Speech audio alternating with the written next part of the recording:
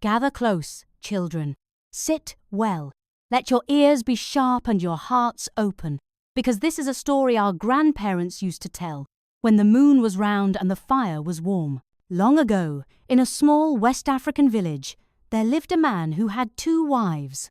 In those days, families lived together in one big compound, sharing water, firewood, and stories. The first wife came with 1 daughter. The second wife came with 3 children, 2 boys and 1 girl. At the beginning, the compound was peaceful. Food was shared from the same pot. The children chased chickens, climbed mango trees, and laughed together.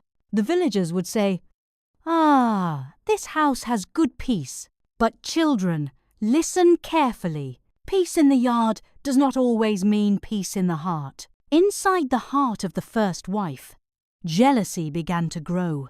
She did not like sharing her husband. Each day, her thoughts became darker, like clouds before heavy rain. Instead of speaking kindly, instead of asking elders for advice, she began to plan bad things in her heart. One afternoon, when the second wife's children had gone to school, the first wife cooked porridge. She used 2 pots. One pot had no oil. The other pot had plenty of oil, shining and smelling sweet. But children, this is where the heart became crooked. Into the oily porridge, she put something bad, thinking only of herself. Now, hear this part well. That same day, her own daughter returned from school early. She was tired. She was hungry, and she saw the oily porridge shining in the pot. "Ah, today food is plenty," she said happily. She ate, and because hunger has no manners, she ate again, from both pots. Later, the other children returned from school. They found only a small portion left. They shared it like good children and went outside to play.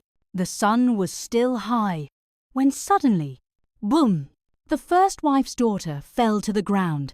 She could not stand. People shouted. Dust rose.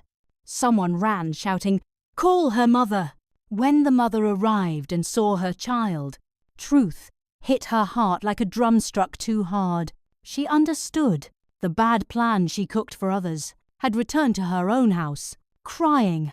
She fell to the ground and confessed everything. The elders shook their heads. The women wiped their eyes. But children, some things cannot be called back once they leave your hands. Her daughter died, and the mother was left with regret, heavier than a bag of stones. And so, children, the elders say, a bad heart digs a pit for itself. What you cook for others may feed your own child. Jealousy is a fire, it burns the one who carries it first. That is why, when anger comes, we talk. When jealousy knocks, we chase it away. This story ended long ago, but its lesson still walks with us today. Please subscribe to my channel to support me.